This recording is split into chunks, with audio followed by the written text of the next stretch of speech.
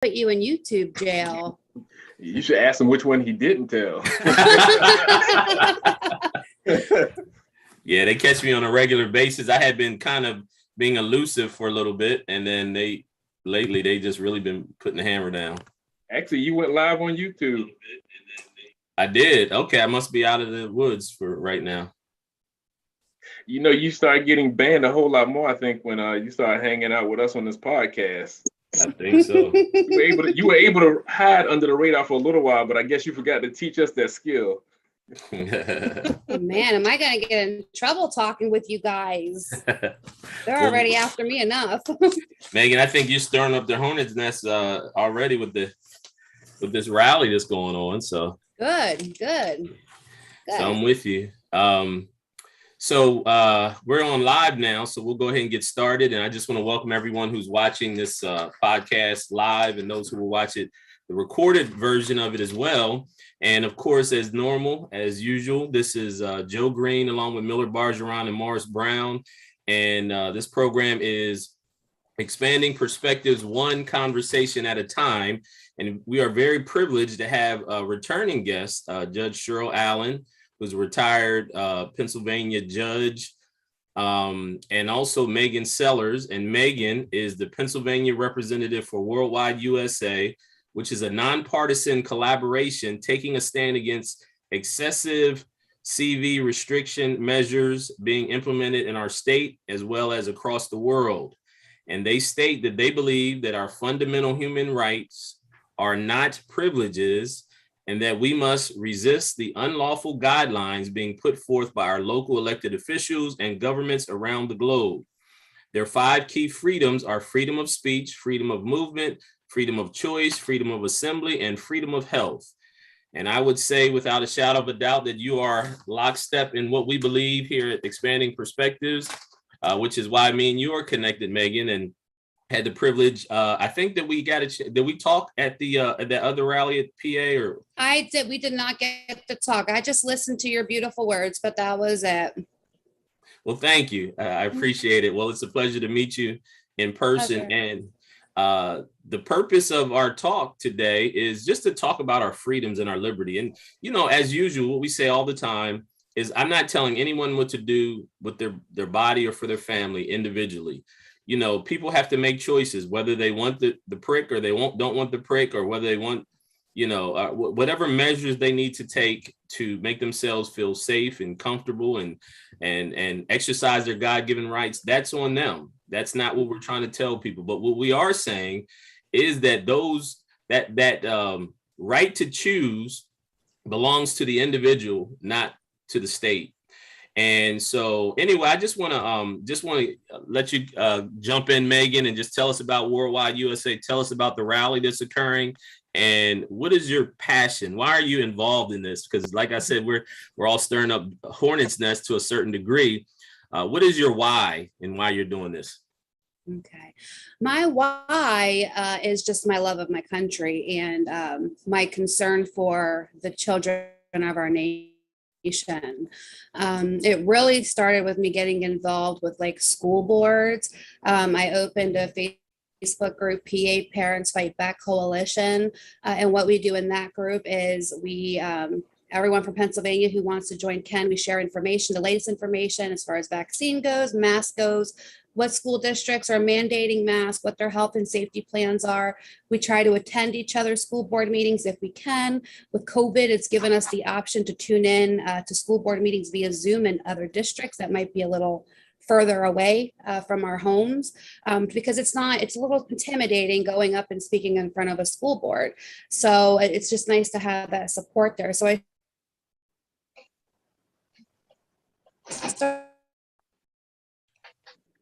started that group. As I believe she's freezing. far as doing the rally, that just came from, I'm just offering to help like anyone who's trying to save our nation, no matter what it may be.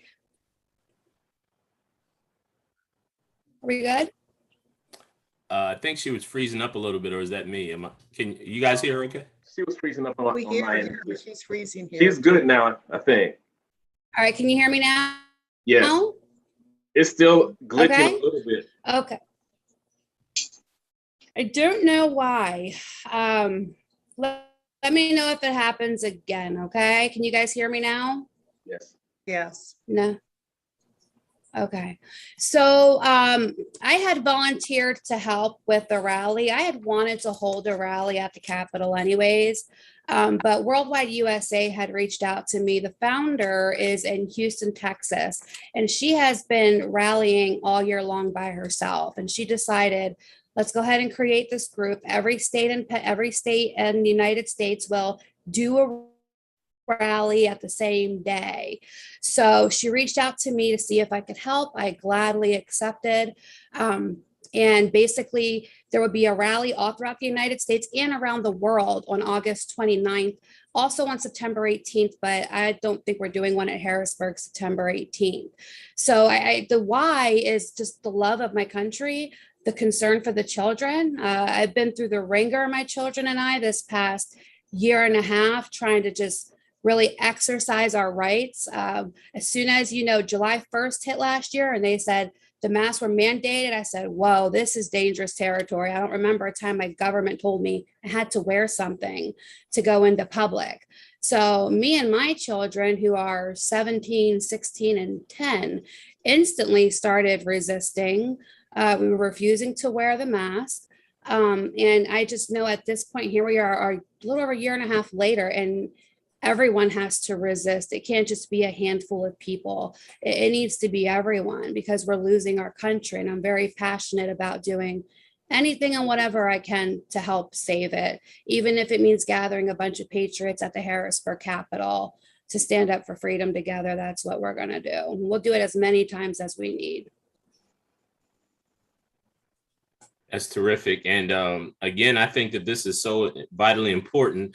And we've said this over and over again. If you look at history, whenever governments began to infringe upon the rights of the people, very rarely do they willingly give them back. Normally, there's some kind of a struggle that ensues in order to take them back. So it's important for us to fight on the front end and to exercise our rights. The other thing about it, and I just want to remind everyone, I know everyone is well versed on their civics lesson and their American history, but the government can't take away things that it doesn't give you.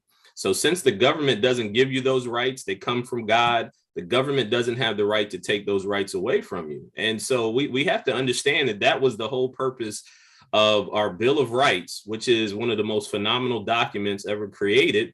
And the Bill of Rights, along with the Constitution, it doesn't tell the government what it can do. It limits the government's powers.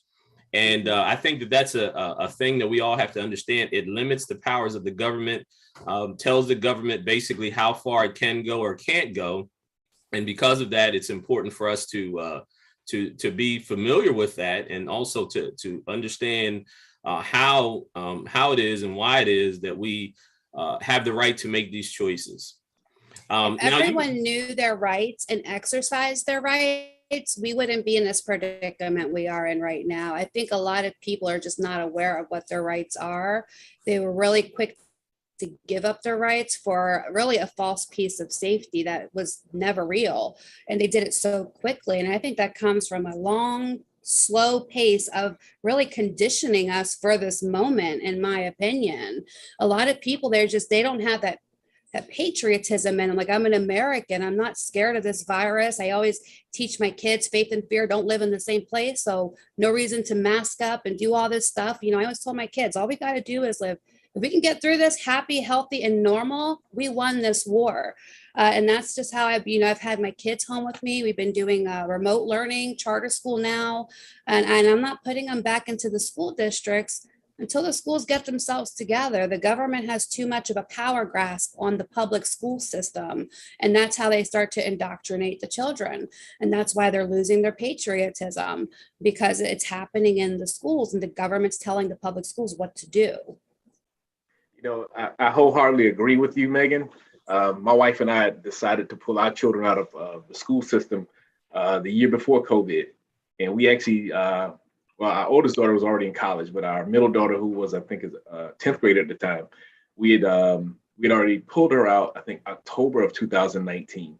And we had planned to pull our baby girl out, who was a fifth grader, at the end of the school year. She said she had for one of the few times, she had a very good classroom, very good teacher, and she wanted to graduate from that elementary school because her two sisters had graduated. But we just got to the point like you did, like this is not working. They're indoctrinating our children. They would come home, we would have conversations, and we would talk about the things that they learned in school. I'm like, they're not teaching that properly. And me being a filmmaker and dealing with documentaries and historical documentaries, I did a film back in 2011. I think it was my middle daughter. She went to school and she told, it might have been my older daughter. She told a professor, history professor, she said, "That's not right. You need to watch my daddy's documentary." I was like, oh gosh. That's good. You need to pass this class. I said, you need to make sure you handle it diplomatically. But he was open to it and he got it and he stood corrected. But the things that they're teaching our children, and it goes back to what you said, we were thinking the same thing, and you said it first, about how they have lulled us to sleep. We have been lulled to sleep over time. And I was thinking of this analogy in my head. I was thinking freedom. Y'all were talking about giving up freedoms, but you have to look at it from the standpoint that freedom is not free. And that's how they lulled us to sleep. Most people don't realize there's work involved with remaining free. And I looked at it from an analogy standpoint of freedom versus kingdom. In a kingdom, in order for the kingdom to stay strong, to stay safe, to be free, it has to fight for its rights, it has to fight for its justices against enemies, foreign and domestic. And we have forgotten that in the process of being free, you add that dumb on their freedom. We have to attack it as if we are maintaining the kingdom of our freedom. And we have not done that over the years. And it's been happening probably really for hundreds of years, if you really go back and look at the history and look at the underlying things that have been happening with the media and the different strategic business takeovers and how they've been aligning themselves to be in a point where they could do what they have done to us now. So we have to, as so many patriots have been saying, we have to wake up, and all of America has to wake up, or at least the majority of us have to wake up. And even if the majority doesn't wake up, I think we have to get to a point where there's such a concise nucleus of patriots that stand firm and say, let's move this thing forward, because it's not always about the numbers. It's like Gideon, let's take 300 in advance. So absolutely. I commend what you're doing. Absolutely right. Benjamin Franklin's famous quote is, "Any society that would give up a little liberty to gain a little security will deserve neither and lose both." I'm sorry, Judge Allen, you were jumping in. No, that's okay. I was just thinking about the fact that in addition to taking our children out of the public schools, we also have to turn off the television. I remember, I remember when we had news at 6 o'clock, maybe news at noontime, maybe first thing in the morning. Now we have 24 hours a day, and it's constant propaganda, programming, instilling fear in people.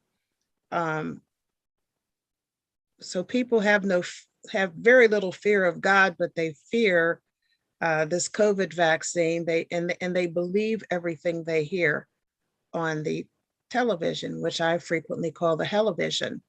And it's really it's frightening, the brainwashing, the indoctrination that people are receiving from this television, and just constant, putting those images before people, the numbers, the alleged death toll. And I'm not saying people didn't die, but I think we've learned that there's a difference between dying of COVID and dying with COVID. Right. The constant increase in numbers. I mean, it's instilled such a fear in people that unfortunately they are willing to give up their rights. And not only are they willing to give up their rights, they're willing to persecute those who are resistant to the propaganda. Yeah. And I believe it's this what we're going through now is just a test. And they're winning already because they have turned people against people to the point where those who decide not to take the jab are evil people because we looking out for ourselves more than we want to look out for others, they say. You know, and I believe this is just a test for what's coming in the future. And if we are so eagerly or so easily manipulated into agreeing and doing what they say now, we are in trouble as a whole later on. I mean, and Pastor always talks about it, and the Bible talks about how the devil is compelled the people to take the mark, you know, and that's just simply convincing them that they'll be better off taking the shot. I mean, better off taking the mark than not taking the mark, you know. And so we seeing it unfolding right before our eyes, and it's catching us by surprise because we don't know what the words say about these things. Biblical worldview. We got to look at this thing from a biblical worldview and not natural. These are definitely biblical times. I had heard, and I don't know what your guys' thoughts are about the booster possibly being the mark of the beast. You know, a lot of people thought shot 1 and 2 were the mark of the beast, and a lot of, you know, pastors, no, that's not it. But I did hear that the 3rd booster possibly. I'm curious what you guys think about that. That seems like the point where we can't go do our groceries unless you show your vaccine card. I feel like that's where it's heading with the booster. You're right, and that's what I'm talking about. They introducing it now and see how easy it is to get the people on the bandwagon. Me, myself, personally, when you consider what they said in the beginning of the year, when this thing first started, they said that the vaccine would protect you from it. You know, and now once they get the people on the bandwagon, now they're introducing the booster to get the people on the bandwagon. But the truth be told, to me, they knew when they first started this thing and talked about it's gonna protect you from it. They knew then that it wasn't gonna protect you from it. They knew then that they were gonna be introducing these booster shots. And what I believe is that the initial shot is just that. The booster shot is going to add to the initial shot to bring about whatever effect that they already know is going to bring about. They know what's going to transpire, but they're making us believe that they don't. So then when it begins to happen, they're going to blame it on something, and we so gullible for a year and a half, 2 years, that no matter what happens later on, 2 years down the line, they're going to say what it is and we're going to believe it. But they already know what's going to happen. And I believe strange things is going to start happening to people. And if it wasn't so, they would not be so eager to censor anybody that speaks against their narrative. Our president has gave all the media sites the permission to censor everything that talks about against the CDC, the WHO, the FDA, and all those that are preaching that agenda. You can talk about it on Facebook and they got the right to take it down because it's against their narrative. And we can't see this thing. It's just unbelievable to me, man. Yeah, So we just want to wake people up. Yeah. So I want us to focus on, you know, the real gist of what you're doing, Megan, is to empower people, because I know that a lot of people, a lot of parents, a lot of people that work for corporations or various entities, a lot of them feel like they have no recourse. And I know personally a lot of people that are saying their job might be at risk if they don't, you know, get the jab. You know, just there's colleges that said your kid can't come back to college if he doesn't, if he's not, you know, fully vaccinated and those type of things. And so when we talked on Friday, you were talking about how, you know, it's like a support system, if you will, that so people can feel safe, that they're not out here by themselves, that there are other people are fighting. And I love what you said when you talked about that, how you guys are fighting. And the more people know that there's other people out there that are fighting and have the same mindset, then I think it empowers people, it strengthens them. Yeah, there's so much going on right now in the grassroots movement. It's beautiful. That's why when you look at the lineup for the rally on Sunday, you won't find any hotshot politician on there. It is all grassroots speakers. These are people that I work with, people I'm in their groups. I attend meetings, dinners, and we support each other. So you have PA informed consent that's going to be there. They are working with those nurses or hospital staff at Lancaster General, I believe it is, where they mandated the vaccine on their staff, and they're out there protesting and whatnot. And they're doing PA informed consent is helping with that. You have right-minded women who's going to be speaking there. That's exactly what that says. It's right-minded women. I just attended a dinner with them last week, and Senator Doug Mastriano was there. It was great. And they just, update on what's going on. And then calls to action are the biggest thing. Audit the Vote PA. They're doing calls to action all the time. If you're on their Telegram groups or whatever, you can go on there and they'll have, phone numbers of representatives that you need to be calling, whether it's to audit the vote or medical freedom, whatever it might be. But those calls to action, they should not be underestimated, because I'll tell you, when you're calling your legislators and you are blowing up, it gets to the point when you call, they don't even, like, their voicemail picks up right away, or it's full. They're not used to hearing from we the people that much. So they're definitely getting a run for their money right now. And it's not no thanks to any significant or any one politician. This is we the people. We're working long hours. I just got done working my full-time job, and now I'm here with you lovely people, and I'm working on the itinerary after this for the rally. We are working, I'm attending meeting with these people, and they're pulling over in a parking lot, and we're doing Zoom meetings in the parking lot. We got to put so much work in just to get our legislators to do their job. It's going to be worth it. It's a lot of work right now. It's going to be worth it, but the grassroots movement is absolutely where it is at right now. And we're going to be the ones to save this country. Ain't no politicians coming to help us, as far as I'm concerned. They had their chance. Well, and I to your think point, they woke a sleeping giant. And to your point, Megan, it really isn't necessarily the politician's job. The politicians receive their authority from us, the people. You're absolutely right. So we're the people that's supposed to tell them, this is what is important to us. This is what we want you to stand for. And I think a lot of times people have mistaken over the last few years that authority comes from the top down. Authority doesn't come from the top down in our governmental system. It comes from the bottom up. It's the government of, by, and for the people. Now, I know, Judge Allen, you have, we were talking as well, you have been dealing with people all over the state that have had issues. They need somebody to fight for them. Can you talk a little bit about those various situations? Well, at the Pennsylvania Family Institute, we have a hotline which is headed by attorney Janice Gottschall, because there are people calling all the time who are facing the loss of their job unless they take the jab. And I had one particular, what I consider a difficult case this morning, where I received a call about a young woman who is in her last semester, coming up in the fall, her last semester. So here's a person who's paid for a bachelor's degree for the past 3.5 years or more. And she's being told that she's not going to be able to graduate if she doesn't take the vaccine. And I mean, those stories are all over the state. I mean, actually all over the country.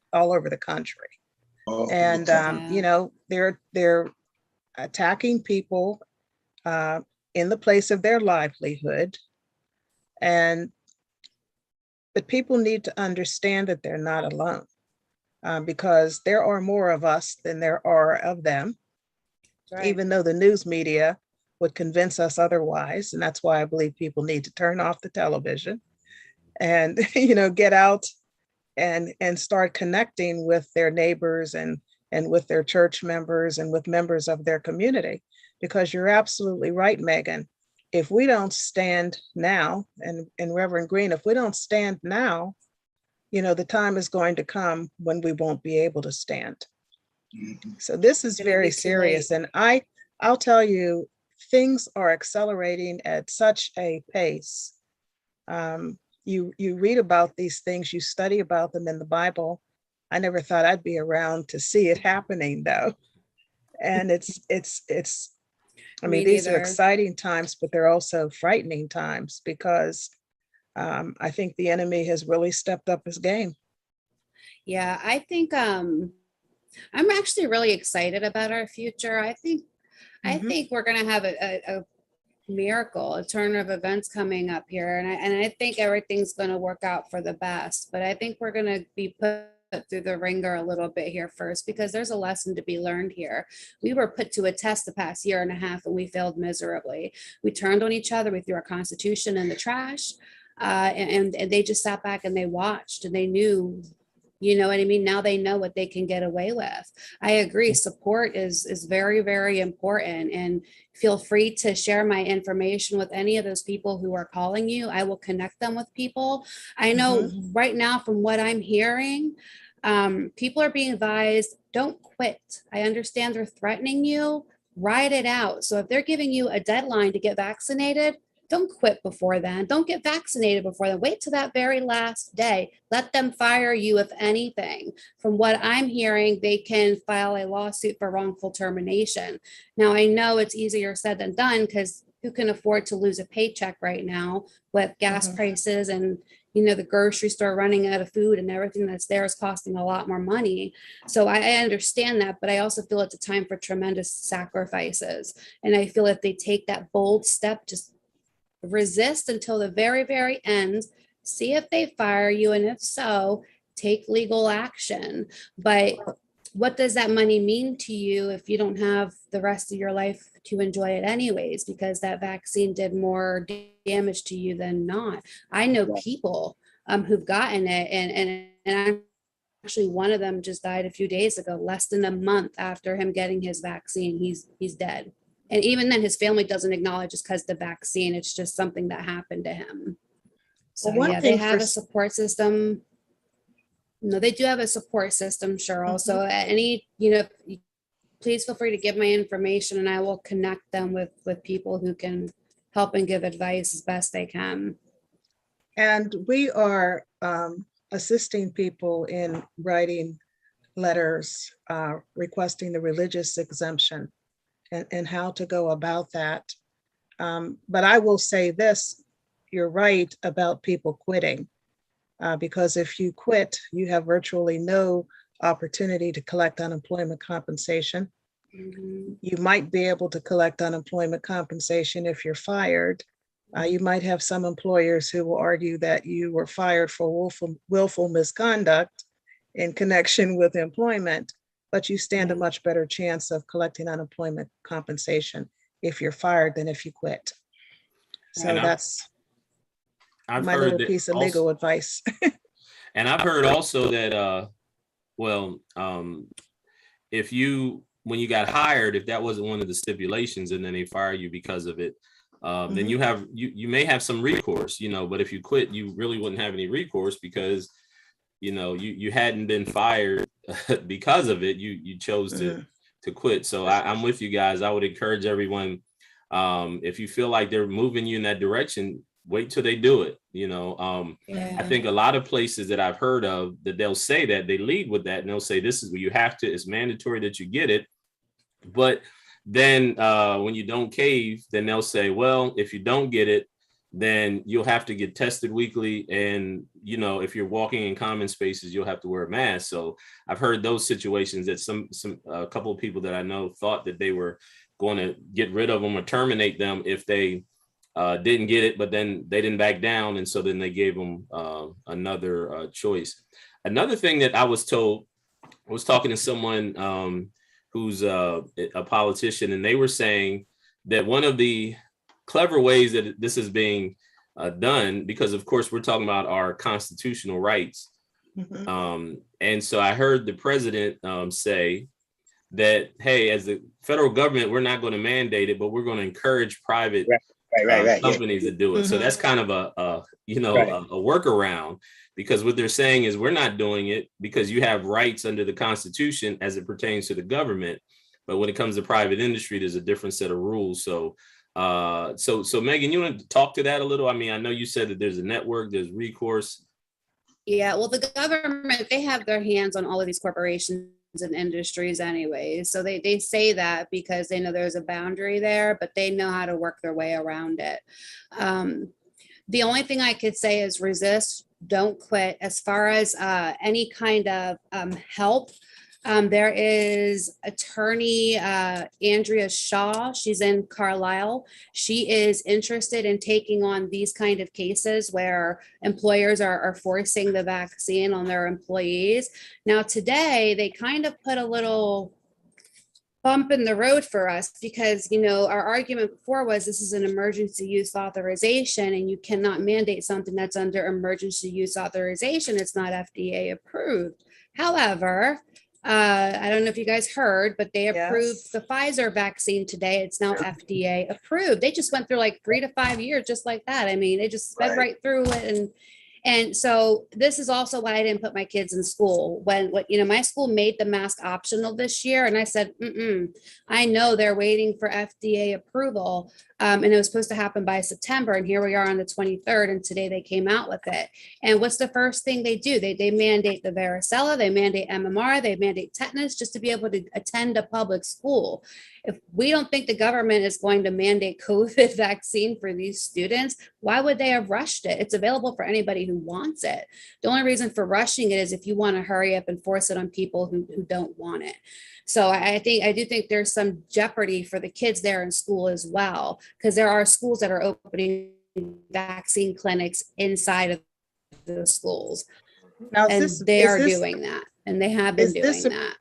Is this FDA approval for teenagers or children, or is it just across the board approval? I believe it's for 12 and up.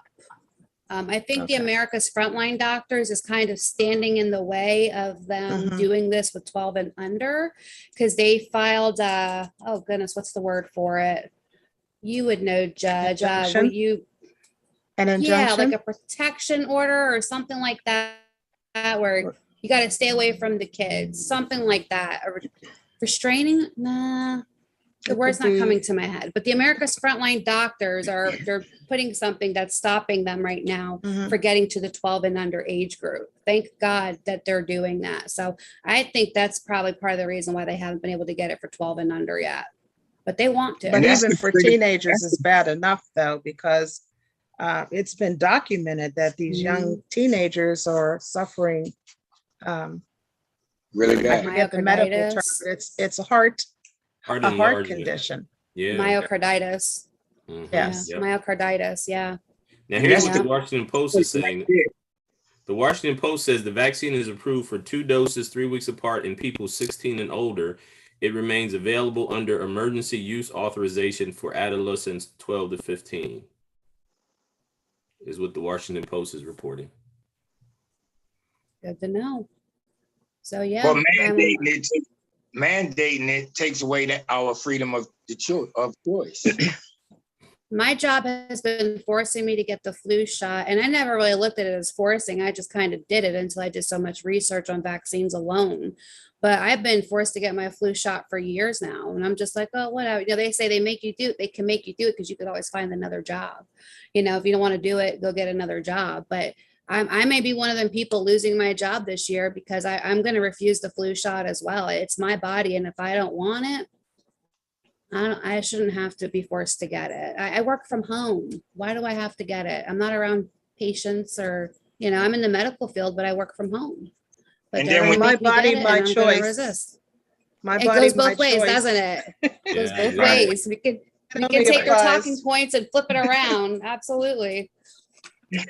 That's right. So yeah. Let me get a t-shirt with that on there. My body, my choice. Yeah, we flipped that around on them, didn't we? Yeah, absolutely.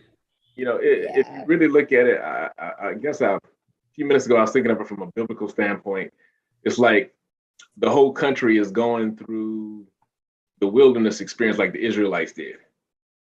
It's like, are you gonna hold to the promises of God? Are you gonna stick true, and are you not gonna cave in? Are you going to be like those 10 spies that said we can't do this? And it's on a broader scale, just as when this first went down back in 2020, and we all came to the understanding that this was truly the first year that the entire world was going to be shut in doing Passover. And it's like, if you start looking, I think we can find some biblical ties if we start looking at the trail of the Israelites and what was actually happening. And this is our fight to get to the promised land. I think if we can overcome this, I think there will be generations to come that will hold on to what we have done, and they will not cave in. But we have to make a stand. I always say I'm glad it happened in our time, because I feel like if it happened, let's say my kids' generation or a teenage generation right now, I don't think they would be equipped to put up this fight right now, because they've just been weakened so much and indoctrinated in the schools. And, you know, when everything's about inclusivity, all these slogans, these catchy slogans they give these kids, and then they just repeat it and they don't even know what they're saying. But they weakened our kids so much. You know, some of these kids don't even know the Pledge of Allegiance. You know, they don't know their country's history. So I feel like God knew exactly what he was doing when, you know, this fell on us to fight this war, because I don't know if my kids per se, if their generation would have been able to do this had it happened at a later time. Yeah. I agree 100%, because if we don't do this thing, we don't have much time left. And if we don't do it now, they'll be indoctrinated to accept all the stuff we fighting against when in the next generation or a couple of generations from now. I'm talking about the whole transgender movement, all of that stuff is all connected.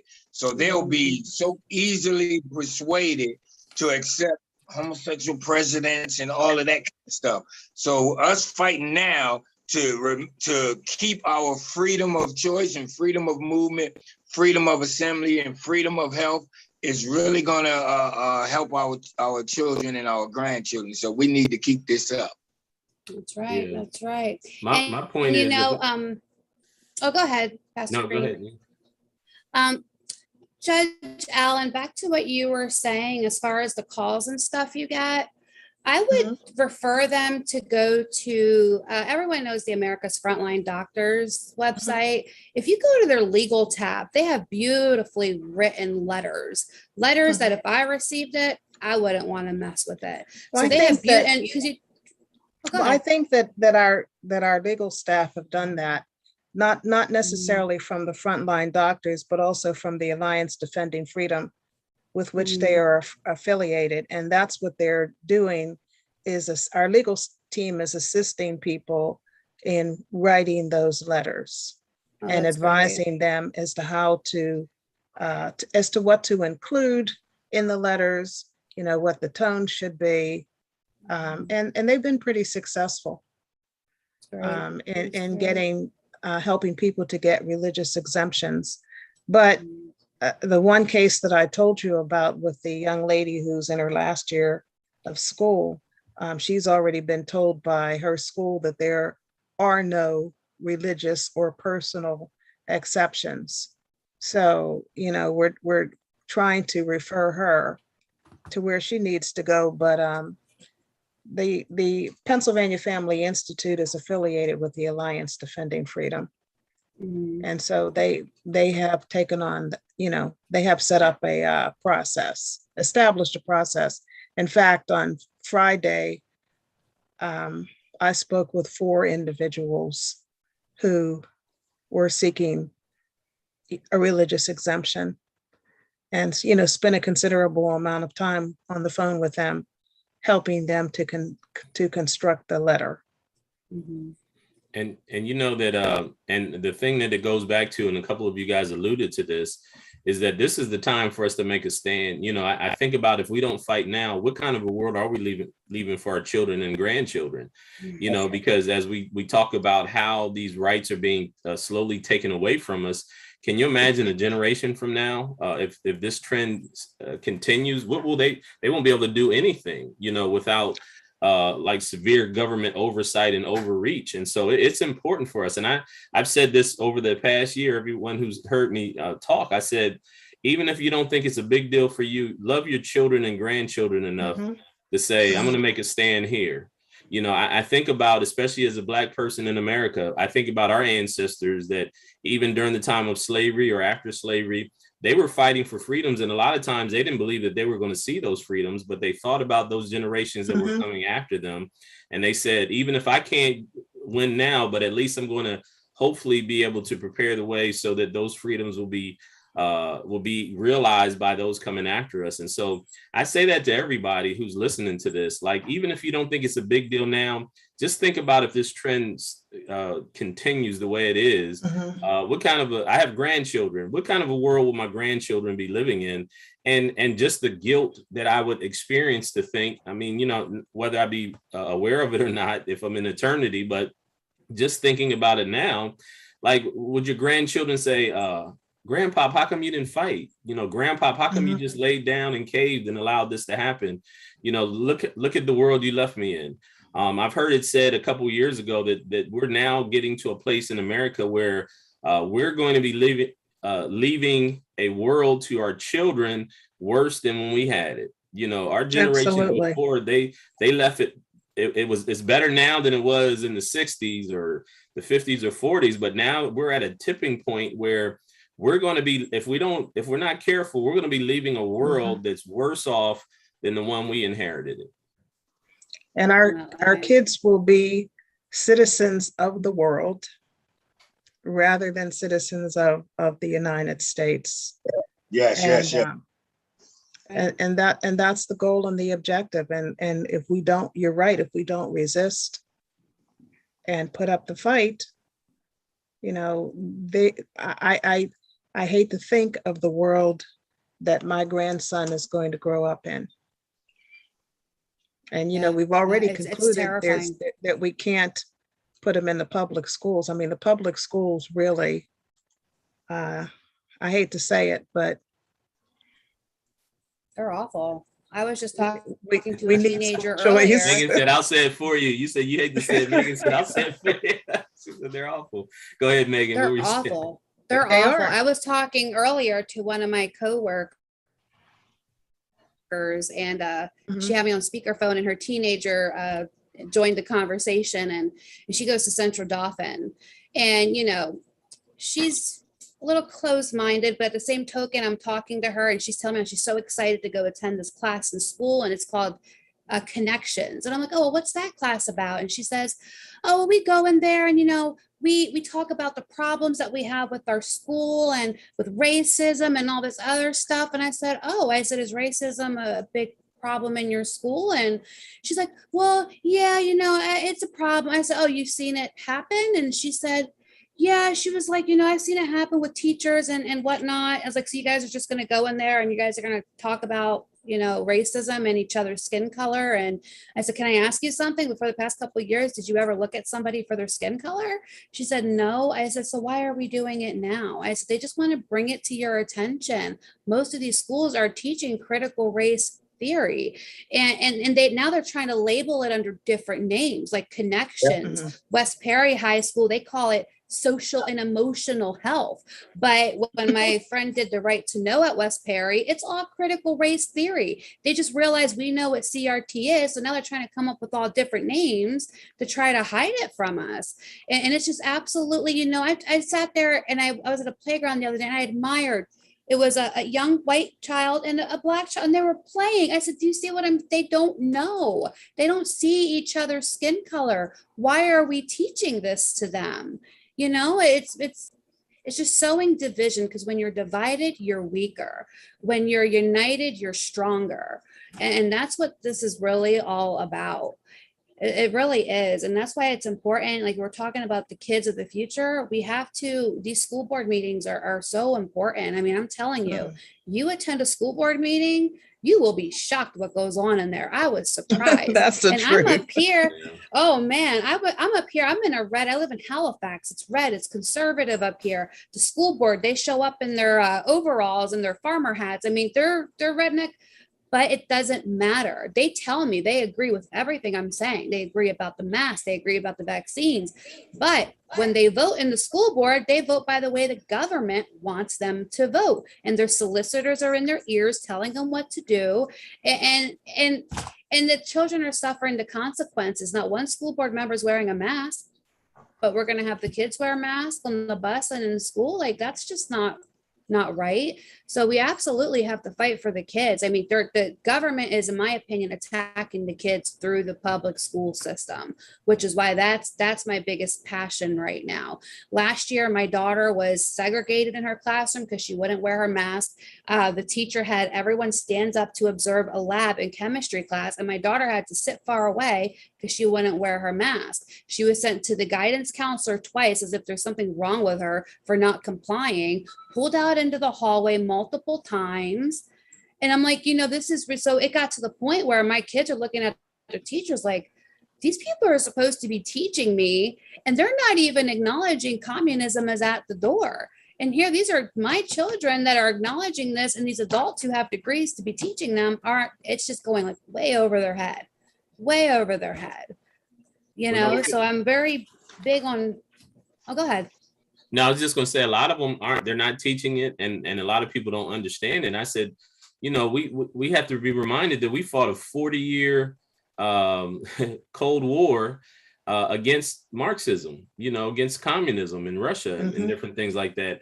And the other sad part about it is if you look at the American school system, they're not teaching. We're no longer excelling in math and science and reading. We used to be among the top in the world in that category. And last I heard, I think we're down to like 20th or something like that in certain categories. But what they are doing is they're doing a whole bunch of time, spending a whole bunch of time indoctrinating our kids on things that we had established as a society that we disagree with, the whole Marxism thing, the whole, trying to reteach sexual morality and sexual identity. I don't know about you guys, but I didn't sign on for that. I didn't sign on for them to teach my kids morality. That's my job. I don't need them to try to deconstruct their Judeo-Christian mindset that, of biblical worldview and truths and things like that. That's not what we pay teachers for. I want them to teach my children math, science, and reading and history. Absolutely. Really. And so we do have to wake up parents. It shouldn't be okay that the school is now teaching your children morality. They're reteaching all kind of things. And that not only are they teaching it, but they're telling the kids that they don't have to listen to you if you are teaching them something that goes against theirs. This teacher just got fired. She says, your parents are stupid. You don't have to listen to your parents. Your parents don't know what they're talking about. I couldn't believe that. I could not believe that. And that's another, I don't know how you guys feel, but I think cameras should be in every classroom. I mean, why not? We go shopping at the store and there's cameras watching us, everything but the bathroom. So they should have, if there's nothing to hide, put a camera in there. Let me tap in on my smartphone and see what's going on in the classroom when my kids are in there. Why not? I understand privacy. I'm very big on privacy. I really, really am. But this is a public school. And if there's nothing to hide, I want to see what those teachers are up to in that classroom. And I want to hear what they're teaching in that classroom. About 15 I'll never years go ago, back to sleep again. Yeah, exactly. About 15 years ago, my daughter came home. She was in high school, and she says, my teacher told us we probably know more than our parents. We're probably smarter than our parents, which I immediately I heard that whole agenda, right? They're trying to tell the children you don't have to listen to your parents, you know more. And I said, do me a favor. I said, when you go to school, tell your teacher, I said, that's the dumbest thing that she's ever said, and don't ever repeat that to children. Why would you tell a child? Right. I said, please tell her she has any questions to ask me. Why would you tell a child you know more than your parents? It's to try to instill rebellion against the children, and to try to teach your children to trust the state more than trust your family. Absolutely right. I'm going to give you a very far out opinion of mine, so just deal with me. And it sparked when you start talking about the school system and really dealing with intellectuals. And I have nothing against that. I have advanced degrees myself. But I think what we are experiencing in time is the activation of sleeper cells that we did not realize were in existence. These sleeper cells were in our educational system all along.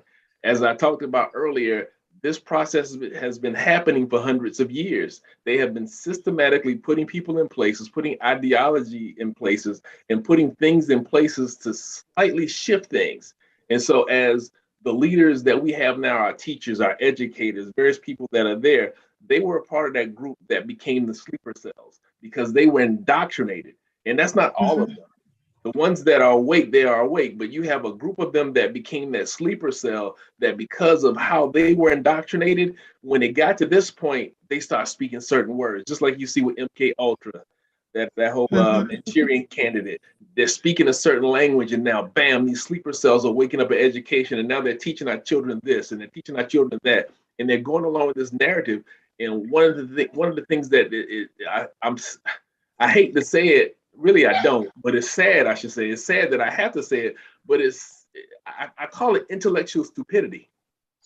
It's where you have a lot of intellectual people, but they're not smart enough to sit back and question the narrative that they have learned under. It's like when you don't have enough sense to sit back and say, let me rationally think about this. You know what? This doesn't make sense. As opposed to just sitting there saying, well, that's what my teacher taught me. That's what my professor taught me. Let's go with it. And it's like, okay, if you are a medical doctor and you go through training, or you go through your educational track and you learn and you're taught a certain way. What happens when a new disease comes out or a new situation come out, new technology come out? If you stay within that old wheelhouse, you will never evaluate. So they have done a great job at creating these sleeper cells in education, and they're popping up in such an odd way that we're like, why is this happening? They were all. Me and Judge Allen was just talking about that today. Wow. We were, and this is why I call these. I don't call them intellectuals or highly educated. I call them highly degreed people, because let's be honest. I mean, the Bible's very clear as to where wisdom and knowledge comes from. Correct. And, these people may be very good at regurgitating that which they have been fed. But when it comes to critical thinking, they can't do it. And so they are just like parrots. They're regurgitating what they have said, what they have been told and what they've been taught. And unfortunately, that extends beyond the classroom to the media, every aspect of the media. Right. And, it used to be, if you watch the news, you could say you were informed. Now you're not informed, you're indoctrinated. Right. Yeah. They're not giving and you when news, a good, they're giving you opinions. That's right. A good example of how they're slowly taking away critical thinking from the kids. I critically think everything. I question everything. And my daughter had her history teacher did current events every Friday. And she wanted she makes the kids watch CNN 10 in class, which is like a student version of CNN. She makes them watch it in class, but then they have to do a second current event on their own time, but they have to go to CNN 10 for the second current event that's done on their own time. And I literally, and then in the videos, you see LeBron James, they're talking about the election in these videos, and they're showing LeBron James, like, oh, be like LeBron James, the guy who wants to defund the police, the guy who's encouraging the violence in the streets. When you put a snapshot of him like that, that you're trying to get these kids to idolize him. Well, that's because he's oppressed. I brought it to the school's attention. For one, I don't want my kids. Yeah, right. He said that he got so much money from being oppressed. It's amazing. But and I said, why can't I don't want CNN being shown in the classrooms at all. I'm not saying put on Fox News or Newsmax or OAN. I'm just saying let the kids do the work. Come from the internet when used correctly. Absolutely. Why can't my children research and then put their sources down, where they got this information from? You checked here. Why are they saying different? You're freezing up a little bit, Megan. Make them think, but they didn't want them to think. And the principal would not have my back on that. He said, I like to give the teachers a certain amount of autonomy. Stayed, but we see you said about the sleeper cells, it's happening in the medical field as well. I've been in the medical field, November will be 11 years, and I have never seen this. When I started in the medical field, Ebola was in the United States and nobody even winked an eye about it. most people don't even knew about it. We knew about it, but no one, the media didn't tell them to freak, so no one freaked. Right. It was amazing. And what's going on right now, it's like I've confronted my kids' doctors many times. I tried to get mask exemptions. She wouldn't do it. She said the board of UPMC made a decision that no mask exemptions are being given. So what does the board know about my child? I'm telling you, she's getting headaches, dizziness. My other son almost came off the bus. He almost passed out on the street. He was so pale because they had him on the bus with his mask on and all the windows up. I said, what does the CDC or what do any of these people know about my cut? And all they say is, well, the CDC says that. Well, the CDC is the government, and that has no part in my children's health at all.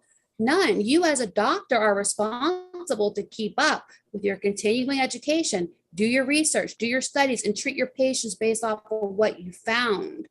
Not this one for all nonsense that's been going on. And I think they're willfully turning away information because they went along with this narrative for the whole year and a half, that now you just misadvised a lot of patients to do the wrong thing for their own health. You made them wear a bacteria trap on their mouth for a whole year and a half. And those people who wore masks still got COVID or pneumonia or whatever you want to call it these days. So the medical field, I don't know how they come back from this. I really don't. I went into our medical library and I actually found a study in our medical library that says that they tried the mask for the flu. It did not prove to be effective. So that's why we've never worn masks for flu season. It was also proven during the Spanish flu. So these doctors, they have to know. I questioned my mom's doctor about it and he got really upset with me. He told me, well, I went to school for 10 years to talk to you. I'm like, well, I didn't go to school, but I'm not telling people to wear masks. And I know the truth about the vaccine, and I would never tell anyone to get the vaccine either. And I don't have your degree. But apparently that degree doesn't come with common sense. Well, the swine flu, the bird flu, they didn't make you wear masks for any of those. And, to your point, Miller, so we know that, this whole Marxist movement that occurred. So you had, the Frankfurt School in 1930s and 1940s. A lot of those scientists left there. So you have in the 50s and the 60s, they really began to indoctrinate and infiltrate the educational system. Higher learning, colleges and universities became very, very Marxist in the 60s and early 70s. And so these students that were indoctrinated in colleges and universities back then are now the administrators. They're the ones in charge of various universities and various teachers organizations. And now you insert the influence of money through the teachers unions that are some of the most powerful and wealthiest lobbyists out there.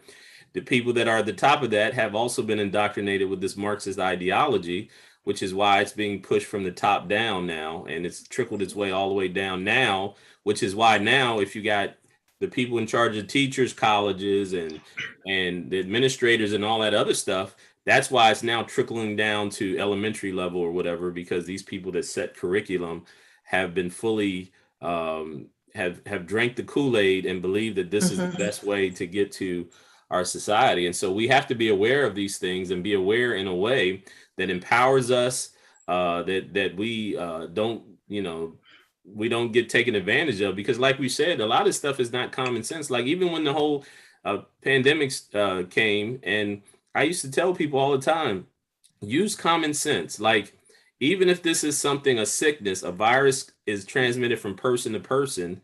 So if I'm in the wilderness, if I'm in the middle of the street by myself with nobody around me, I don't need to have a mask on. I saw people jogging down the street all by themselves, or in the car with all their windows up, nobody in the car but them, and they have it on. And I'm like, come on, people, use common sense. Like, who are you trying to protect yourself? You can't protect yourself from yourself. If me and my wife live together and we sleep in the bed all night together, if we get in the car and drive somewhere together, it doesn't make sense for me and her both to have on a mask, because whatever we were going to exchange bacterially has already been, it's already been put out there. So it's just part of the indoctrination. People are just, like you said, it really made fools out of us. Really, I'm sure that there was a guy who older gentleman in the gym, and I felt kind of bad for him because he had a mask on and he had one of these shields on as well. And this was last year. And so in the gym I went to, everybody got their own rag, and then they had these spray bottles with disinfected sanitation stuff in there. So I had my rag and I was walking around. And when you get done, you always wipe off your thing. And then they had them spaced out so you wouldn't use the machine right beside it. But I remember his spray bottle was sitting on the floor. So I reached over to use the spray bottle. He said, no, you can't do that. Don't you touch the spray bottle. I said, he's like, because of COVID. And I said, well, the spray bottle kills the germs. So if I use the spray bottle, it shouldn't kill it, but I said, okay, no problem, man.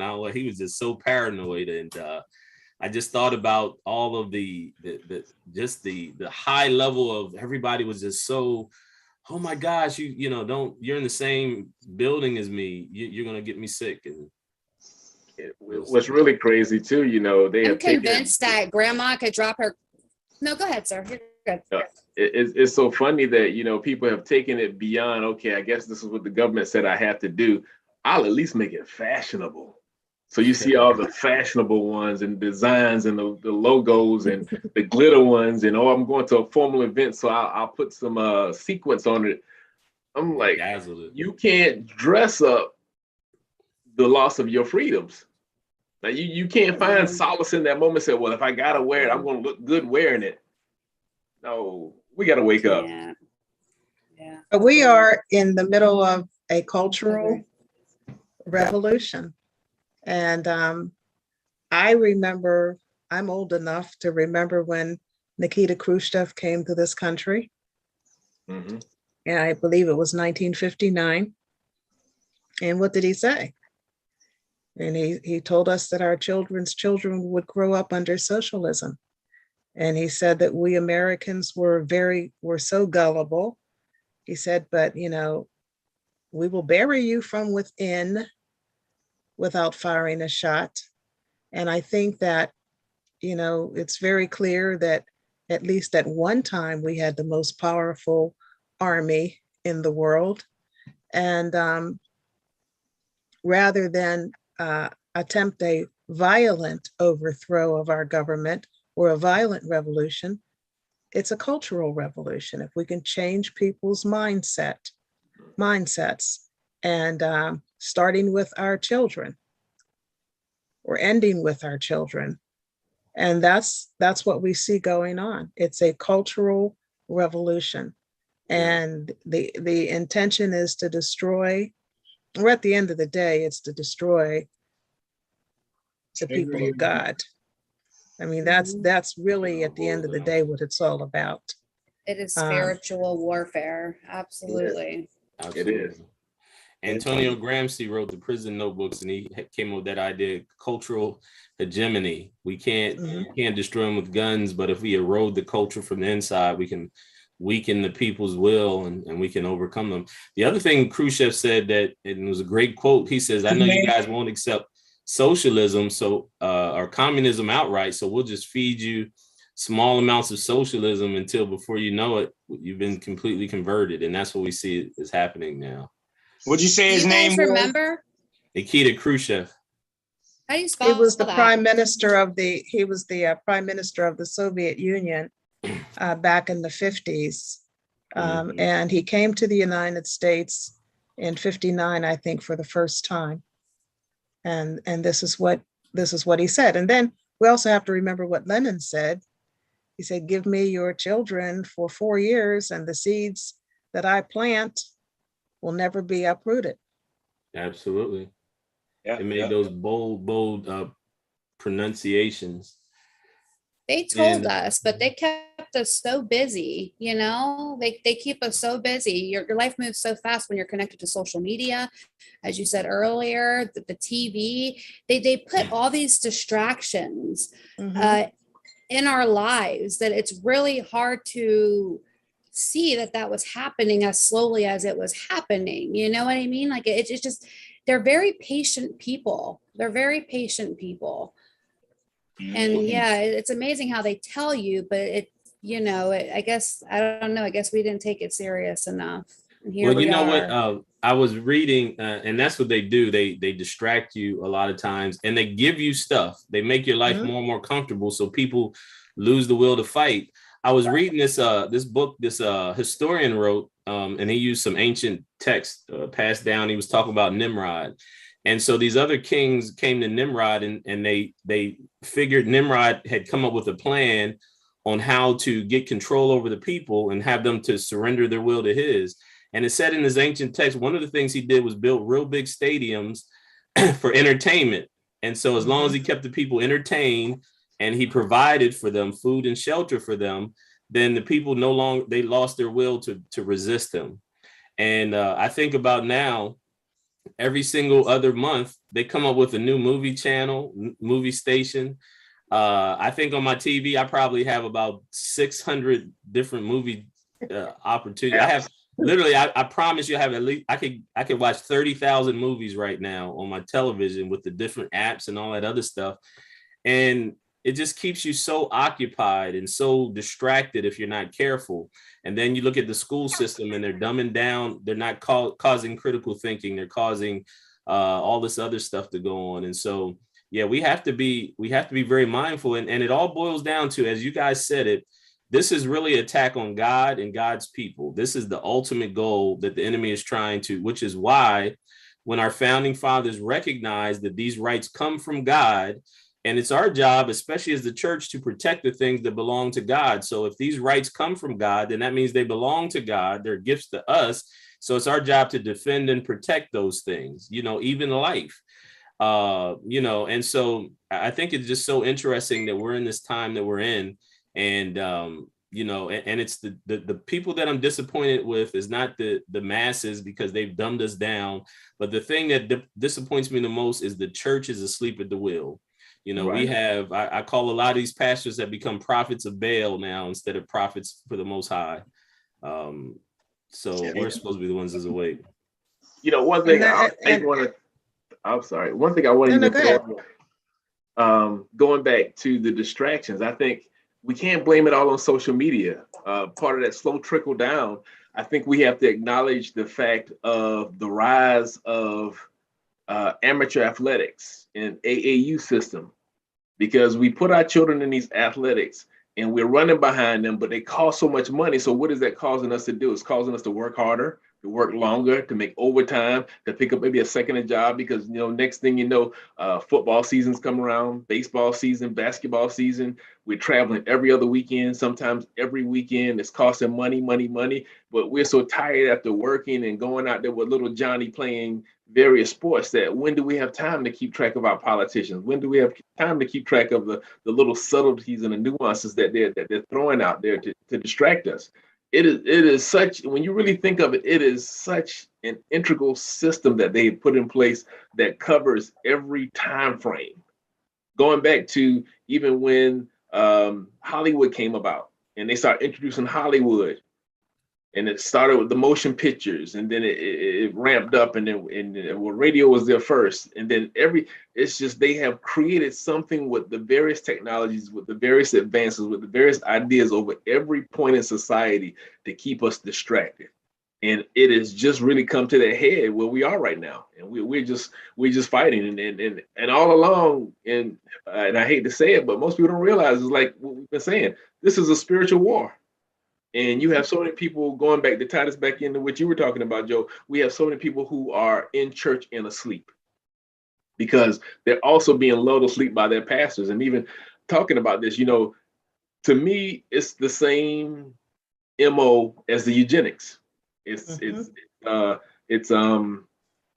population control, and they're doing the same things. Just as the eugenics, Margaret Sanger and that group, how they went to the Black ministers and went to the Black churches and got them to buy into eugenics.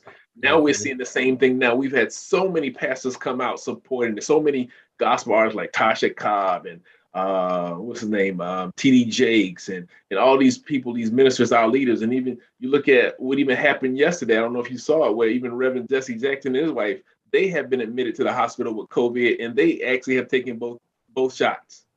Yep. And you see, and encouraged other people. Exactly. And that's my whole point. Shots. They have indoctrinated our leaders, our so-called leaders, or their leaders. I don't say they're my leaders. My leader is God. But they have indoctrinated these people who supposedly supposed to be giving us good ideas and leading us. They have indoctrinated them, and they have pushed them into corners. And now we're seeing that guard fall. And so with those who look up to them, they're going to see this God falling. They're going to be like, oh man, they're falling. What do we do now? You've been looking up to the wrong person all along. So we have to be mindful of it. It's all, there's nothing new under the sun. They're playing the same plays out of the same playbook. They just got different players. And we have to wake up and be aware of that. Let me give you three Nikita Khrushchev. He was a prophet, I think, Judge Allen. Now, for those of you who don't know, Karl Marx was from Germany. He tried to implement Marxism in Germany. He was resisted by the Nazis, but he was able to move to Russia and implement Marxism full on, which is the Russian communist government was. And so the Russians are case study experts or subject matter experts on Marxism. Nikita Khrushchev, three quotes I'd like to share with you guys. He says, "You Americans are so gullible. No, you won't accept communism outright, but we'll keep feeding you small doses of socialism until you finally wake up and find you already have communism. We won't have to fight you. We'll so weaken your economy until you fall like overripe fruit into our hands." And we see that happening now. Pastor Green, where did you get that from? I want to read that at the school board meeting tomorrow. Nikita Khrushchev, I'll send it to you. I'll send you some of his quotes. Thank you. The other one, he says, me too. Okay. He says, "I can prophesy that your grandchildren in America will live under socialism. Our firm conviction is that sooner or later, capitalism will give way to socialism. Whether you like it or not, history is on our side and we will bury you." And the third one, where was it? It was, the third one is he says he's, will destroy you from within. He says, "We do not have to invade the United States. We will destroy you from within." That's right. Those are three of many of those quotes. And he had the nerve, the boldness to stand here in this country and say that. And say that. And I believe it was 1959. The funny thing about that, I'm not sure if it was so much boldness or if he knew and he was aligned with those elites that was already working to make it happen. Right. And what's the biggest culprit of all of what we talked about? Money. It's all money. Money. Yeah. It's the root of all evil. They selling out the country for money. You know, like you said. There's no question that our congressional, I have to make sure I say that right, because Dr. Short has had such an influence on me that I say the Congressional Black Caucus. Unfortunately, our local elected officials, our national elected officials, and our pastors have sold us out. Yeah. Lock, stock, and barrel. Yeah. Lock, stock, and barrel. Not all of them. Not all of them. There's a church on Dairy Street, out by the Pizza Delight out there, and I think it's Twin Kiss Ice Cream. He stayed closed. He just opened up, I think, in June. He was closed the entire time. Join me on Zoom. Join me on the web. I'm thinking, are you kidding me? I would never attend your church. There's some that still are closed. There's a lot of them. And then there are some in Georgia who are open, who recently opened, but they are forbidding unvaccinated people from coming to worship. Oh. Yes. That's my backyard. Go handle that, Miller. We're gonna need you to go handle that for us. Georgia's an interesting state. Go handle that for us, especially a nice warm weather state like Georgia. And like I said, and I'll reiterate this, there are people I understand that have true concerns, health concerns, and those type of things.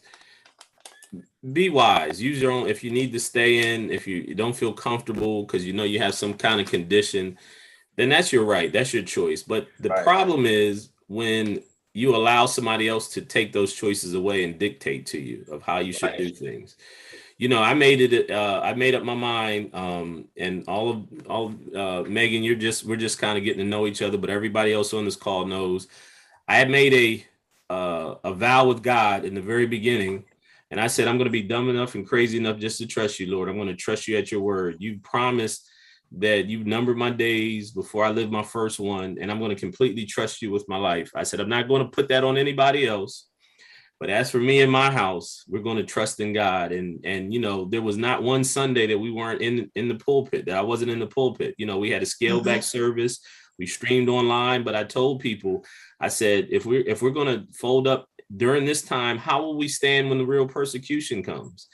And I really felt strongly about that. And I think that it's so important for us to understand where we're at.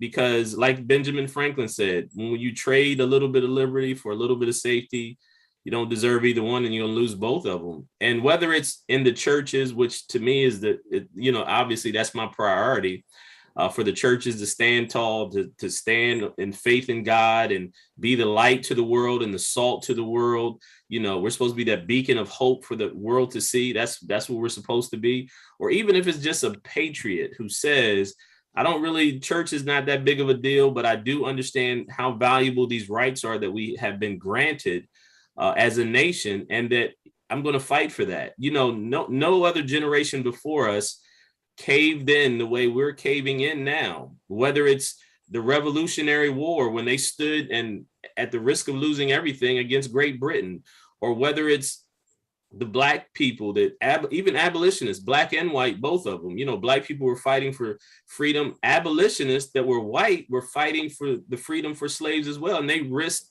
their life and their, and their property to help, to help end this. The Civil War, you had people on both sides, white people fighting to overturn, slavery. At the risk of losing everything. They put their lives on the line. They put their possessions on the line. They put their freedom on the line for something that they believed in that was greater. And now we're here in 2021 and everybody's telling you, don't fight, lock down, shut down, don't do anything. We got to be in fear.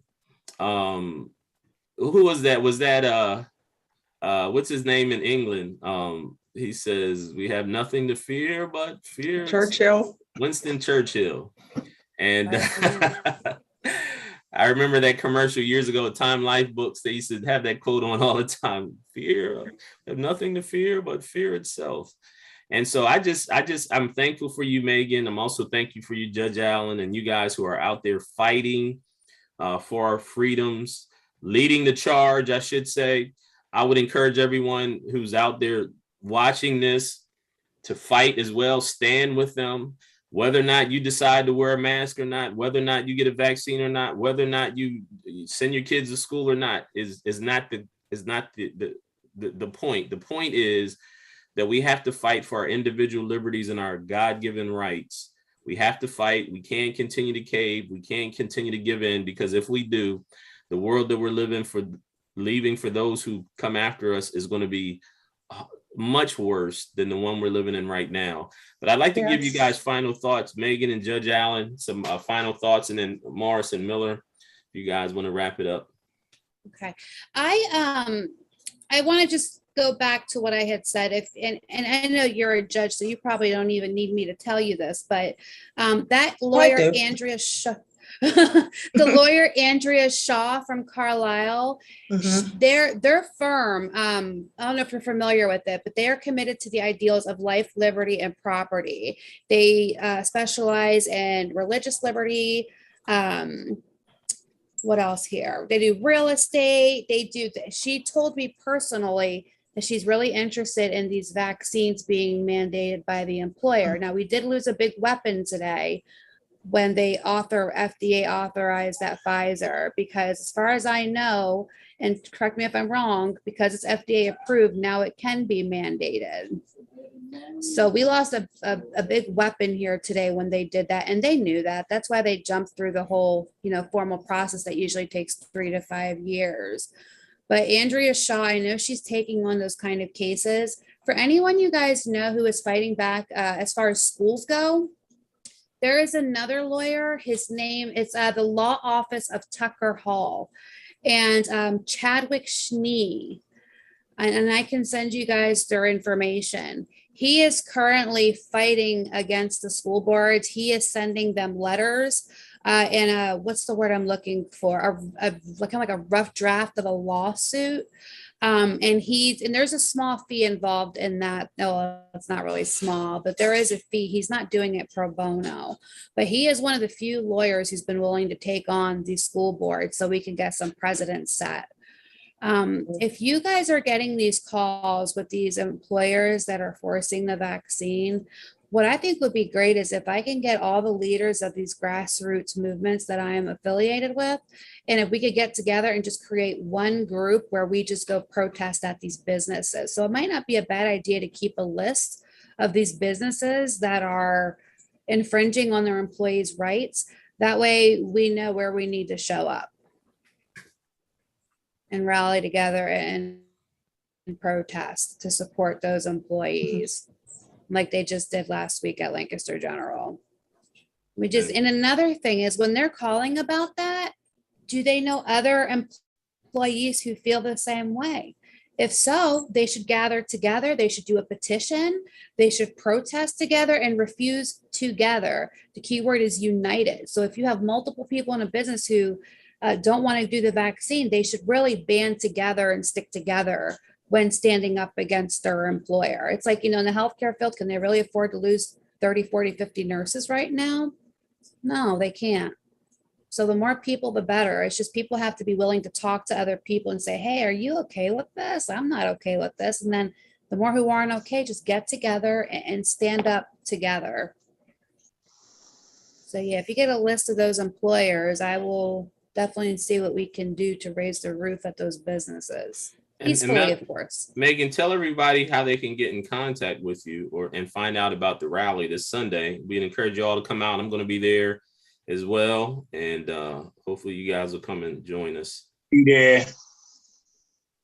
Yeah, we have a great line of speakers. I have a veteran singing the national anthem.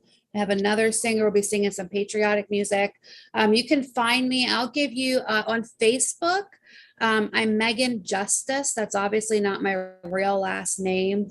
Last year, I was investigated by my employer for my COVID views. So I scrapped my personal Facebook account, but I still had work to do as far as this movement goes. So I just created Megan Justice account. That's me. You can find me on Facebook. I'll give you guys my email address as well for you guys to have. It's American Grit, GRIT 17 at Proton, PROTONMAIL.com.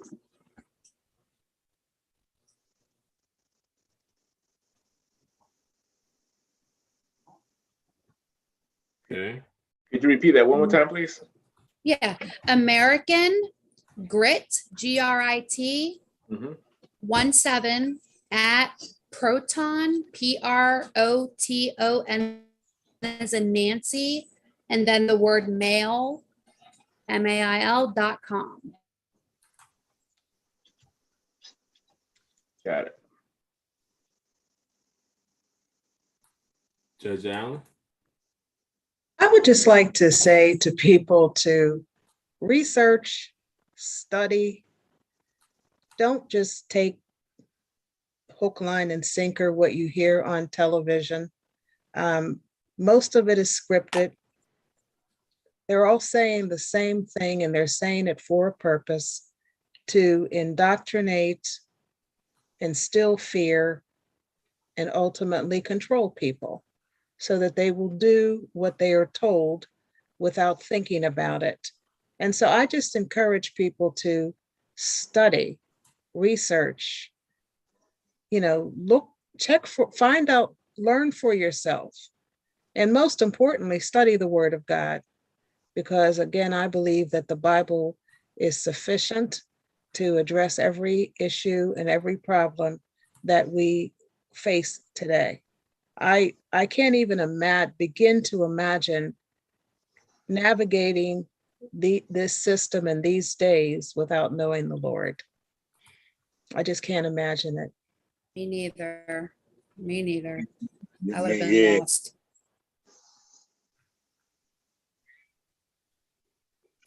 Pastor Morris. Yes, sir.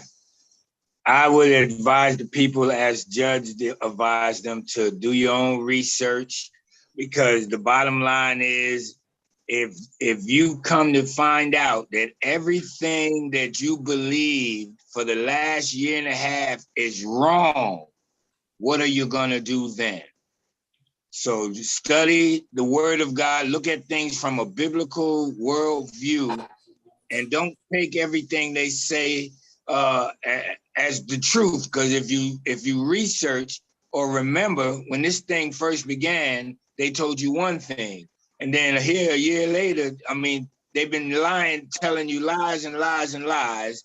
And the fact that they are censoring everything that goes against their agenda should at least light up a bulb in your head and say, well, wait a minute, why are they doing that? And so, like she said, study, trust in God more than you trust in man, because he is, especially if you're a believer, because God is our source. We are in this world, but not of this world. Our source for life is not of this world. And if you aren't a believer, get to be one. Confess Jesus Christ as your Lord and Savior, and be saved, and allow the Holy Spirit to minister to you, that you too may be saved. That's it. Brother Miller. I'm gonna make one simple statement. I had to write it down. I had to formulate the thought, but it's a paraphrase of a scripture, and you'll catch it. Our freedoms suffer violence, and we must stand up and fight in the force of our unity. Yes, yes, that's good. That's good. Simple, nice. simple and Very sweet. nice. That's all. That's Very good. That's what we got to do. Thank you. Simple. Yes. Absolutely. Amen. So let's close in prayer.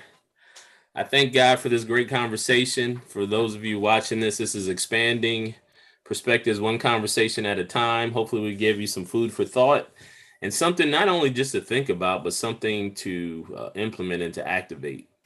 So, Father, we just thank you and we bless you. We magnify your name. You are an awesome God. You are the God of all creation. You are the Alpha and the Omega, the beginning and the end. You are the creator and sustainer of all things. And so we are ever so grateful for the privilege and the honor to represent you, to be called your children. We thank you that we didn't choose you, you chose us before the foundation of the world, and you chose us to be born again by the Spirit of God and to be called sons and daughters of God. We thank you that we have the Spirit of God inside of us. The same Spirit that raised Jesus from the dead resonates inside of each and every one of us. And so we want to take this privilege and this honor to be the voice in this earth, to be your hands and your feet and your body, to exemplify and to magnify and to manifest your image and your likeness. Let your words become our words, and let your thoughts become our thoughts, and allow us to be the light and the salt that you've called us to be, Father. I pray that those who will hear this conversation, both live and recorded, that this conversation will penetrate their carnal man and touch them in the spiritual realm. So that they can be edified and built up, so that they can be courageous and bold and go forth and advance your kingdom. Like my brother said, your word says that the kingdom of God suffers violence, and the violent take it by force. And so we thank you for this violent overthrow of the kingdom of darkness by the children of light. And so we just bless that, Father. We pray especially for Judge Allen and for my dear sister Megan. Keep your hedge of protection around them. Continue to give them grace to go forth and to do what you've called them to do. Give them the vision and the wisdom, the supernatural wisdom and the supernatural vision to be effective in all that you've called them to do. Because we know that your grace is sufficient, and in the midst of their human weakness and frailty, your grace will abound, and that it will be successful in everything you've called them to. We also pray that blind eyes are being opened and deaf ears are being opened, so that the people will hear and they will know and see what is going on. Just like Elisha's servant, when you open his spiritual eyes, he recognized that there was more for them than against them. And we believe, Father, that there is more for us than against us. But let us be effective, bold, and courageous, and let us grab a hold of your strategies so that we can go forth and advance the cause of the kingdom of God. We thank you for revival. We thank you for the remnant that you're raising up. And we thank you just for the supernatural ability to go forward and to tear down, to uproot, and to break through all of the devices and the schemes of the enemy for your glory. In Jesus' name we pray. Amen. Amen. Amen. Amen. God bless you guys. Bless Bless everyone. you Bless all. you all and good night. Yeah, Bless good night. y'all. Talk to you soon. Good night. Have a great night, guys.